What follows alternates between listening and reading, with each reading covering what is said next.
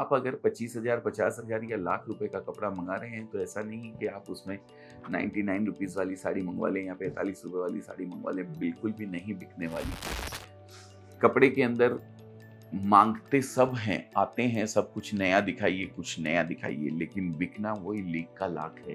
मैं आप लोगों को हमेशा के लिए बता देता हूँ, 12 महीने जिसकी डिमांड बनी रहती हो, ये चीज़ को आप खास ख्याल लेके चलें। नमस्कार दोस्तों, मैं अजय अजमेरा फैशन सूरत से एक बार फिर से आप सभी का स्वागत करता हूँ, आपके अपने यूट्यूब चैनल अजमेरा फैशन में। तो दोस्तों, फर्स्ट टाइम अगर आप हमारे चैनल के ऊपर आए हैं तो सब्सक्राइब जरूर कर ले चैनल को, इस तरीके की वीडियोस जिससे आपको कंटिन्यू मिलते रहें। और अगर आपको प्रॉब्लम है थोड़ा हिंदी लैंग्वेज के अंदर, हिंदी आप नहीं समझ पा रहे हैं, तो हमारे अदर लैंग्वेज के चैनल भी है, Ajmera fashion Marathi, Ajmera fashion Telugu, Ajmera fashion Tamil. इस तरीके से आप अदर लैंग्वेज में भी काफ़ी सारे चैनल्स हैं जिनको आप सब्सक्राइब कर सकते हैं, और आपकी अपनी मदर टंग के अंदर आप वीडियोस जो हम जानकारी देना चाहते हैं वीडियोस के माध्यम से वो आप तक पहुंच सके, इसके लिए आप उन चैनल्स को भी सब्सक्राइब कर लें। धन्यवाद दोस्तों, बने रहने के लिए मेरे साथ। और आज मैं इस वीडियो के माध्यम से जो नए कस्टमर्स हैं, हालांकि जो पुराना बिजनेस कर रहे हैं, वो जब हमारे पास से कपड़ा मंगवाते हैं तो उनको पता होता है कि क्या हमें लेना है, क्या नहीं लेना है। उनको 125 वाली साड़ी चाहिए या 99 रुपीज़ वाली साड़ी चाहिए या 2000 वाली चाहिए, तो 2000 वाली लेते हैं। तो वो लोग एक अपने आप को पहले से डिस्क्राइब कर चुके होते हैं कि मुझे ये खरीदी करनी है। लेकिन जो नए कस्टमर हैं, उनको बड़ी असमंजस रहती है कि मैं शुरुआत करूँ तो कहाँ से शुरुआत करूँ? कई तो वीडियोज़ के लालच में आ जाते हैं कि 45 रुपए की साड़ी या 50 रुपए की साड़ी या 100 रुपए की साड़ी। तो दोस्तों, ये जो लो रेंज की साड़ी होती है, इससे आप दुकानदारी नहीं कर सकते हैं। ये एक रेंज बनाने के लिए आपके पास रहता है। मैं थोड़ा-सा आपको इसको डिस्क्राइब करना चाहता हूँ, जो भी नए कस्टमर्स हैं उनके लिए, कि आप अगर 25,000, 50,000 या लाख रुपए का कपड़ा मँगा रहे हैं, तो ऐसा नहीं कि आप उसमें 99 रुपीज़ वाली साड़ी मँगवा लें या 45 रुपए वाली साड़ी मँगवा लें, बिल्कुल भी नहीं बिकने वाली है।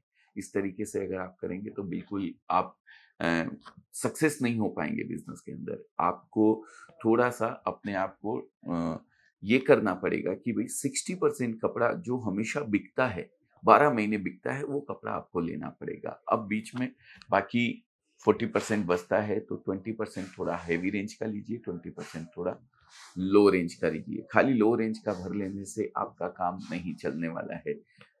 कपड़े के अंदर माँगते सब हैं, आते हैं सब कुछ नया दिखाइए, कुछ नया दिखाइए, लेकिन बिकना वही लीक का लाख है। मैं आप लोगों को हमेशा के लिए बता देता हूँ। तो 60% रेंज आपको वो मेंटेन करके चलनी है, जिसको कि आपको हमेशा बेचना है।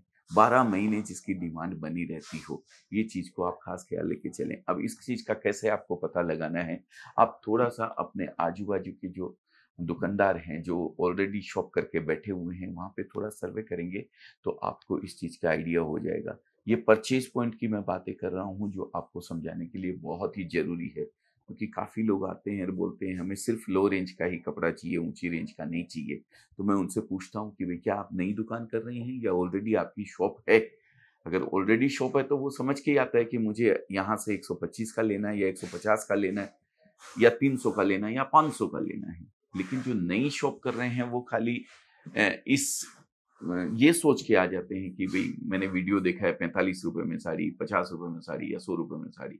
तो ये बिल्कुल भी नहीं करें। आपको मिक्स रेंज वैरायटी बना के पूरी रखनी पड़ेगी, क्योंकि कस्टमर क्या माँगता है उसका कोई भरोसा नहीं है।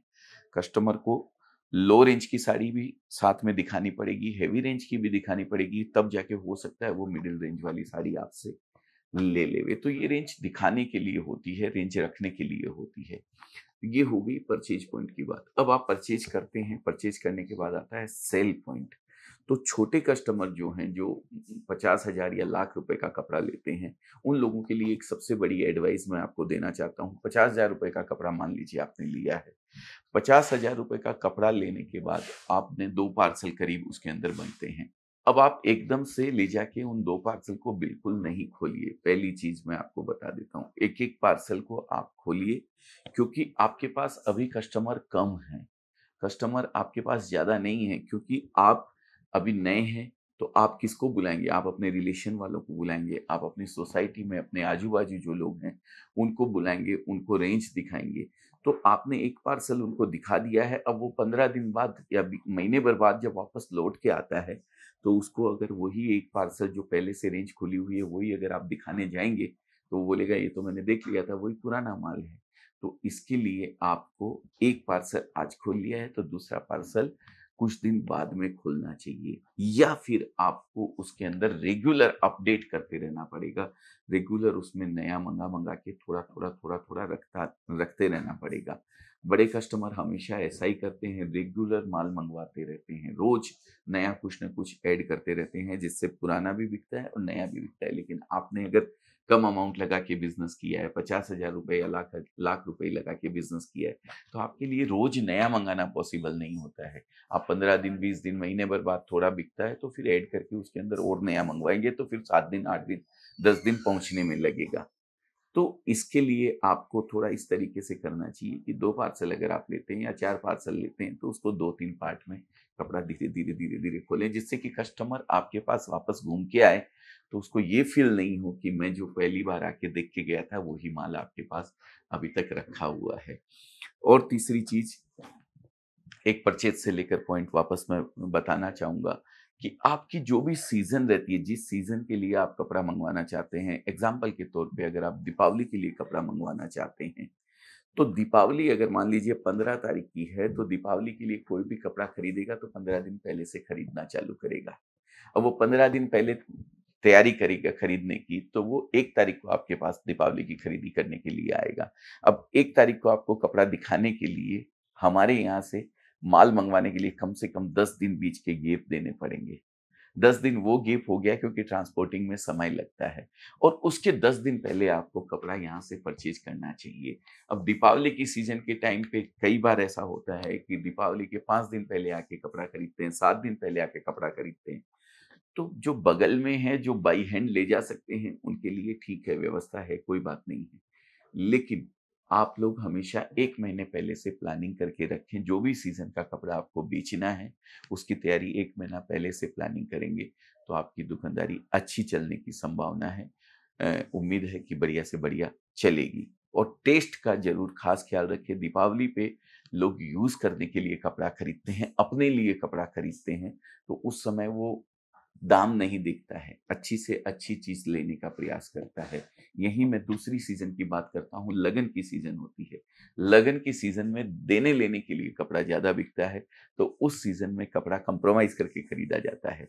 उस समय देने के लिए 200 वाली साड़ी, 250 वाली साड़ी, 300 वाली साड़ी, कई बार तो बाना बनाने के लिए, जैसा बोलते हैं कि बाना बनाने के लिए मेरे को 1 लाख रुपए की साड़ी दे दीजिए, 1.5 लाख रुपए की साड़ी दे दीजिए, 50,000 की साड़ी दे दीजिए।